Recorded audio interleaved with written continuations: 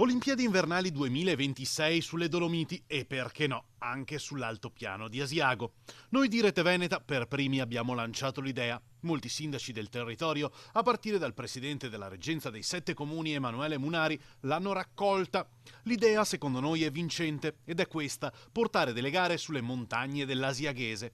Visto che stiamo parlando di un'Olimpiade a impatto zero senza cemento, sfruttiamo le strutture già esistenti, miglioriamole e diamo ulteriore slancio sul fronte del turismo.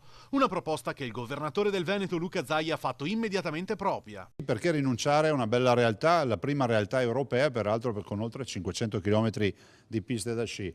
E si tratta di mettere in rete tutte queste realtà e quindi evitiamo di portare betoniere e cemento e valorizziamo quello che c'è. Le piste per il fondo, l'anello per il pattinaggio di velocità, la pista di Roana per lo short track, sull'altopiano c'è già tutto, l'obiettivo è fissato, ora bisogna fare rete, unire le forze e siamo sicuri i sindaci e le categorie economiche dell'altopiano seguiranno questo ambizioso progetto.